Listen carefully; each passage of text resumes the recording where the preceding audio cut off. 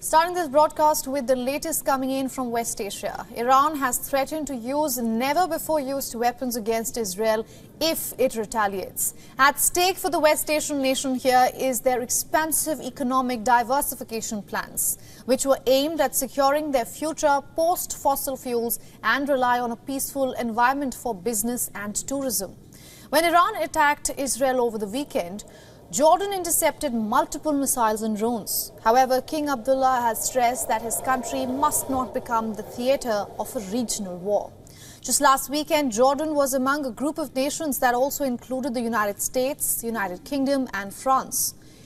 They helped Israel shoot down missiles, rockets and drones launched by Iran. Apart from the Gaza war, Jordan now faces the additional threat of being stuck in the middle of a widening Israel-Iran conflict. King Abdullah, in a phone call with US President Joe Biden, called for de-escalation. Jordan stressed its aim was to safeguard its own sovereignty rather than defend Israel. In anticipation of a possible Israeli response, Jordan's army said that it is increasing air sorties to prevent any airspace infringement and defend the kingdom's skies. Other Gulf states are also grappling with the widening West Asia conflict. They say that it threatens their security and ambitious plans to reshape their economies. Earlier this week, Qatar's Emir spoke to the Iranian president about the need to reduce all forms of escalation and avoid the expansion of conflict in the region. UAE President Mohammed bin Zayed too spoke to Qatar's Emir and the kings of Jordan and Bahrain, while Saudi Arabia's Crown Prince Mohammed bin Salman talked to Iraq's Prime Minister.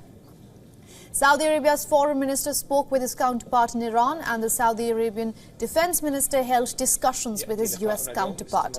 Meanwhile, Oman, which is close to Iran, remains a vital point of mediation for the region. Cairo too has expressed deep concerns at the escalation of hostilities and called for maximum restraint.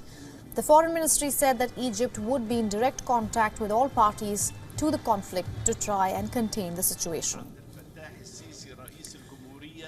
On the other hand, according to state news agency Sana, Syrian Foreign Minister Faisal Megdad told his Iranian counterpart in a phone call that Iran's response is a legitimate right to self-defense.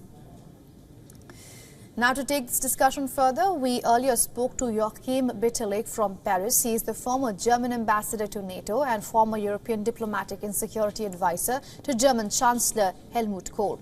Listen to what he had to say. That's to act, but what does it mean? To act means all.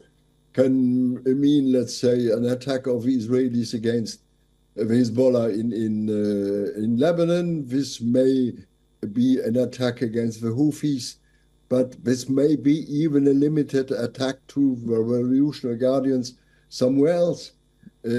But I've doubts whether the Israelis will raise the conflict by a direct attack to Iran. I've doubts about it, but you will never know in this conflict. For all the latest news, download the WION app and subscribe to our YouTube channel.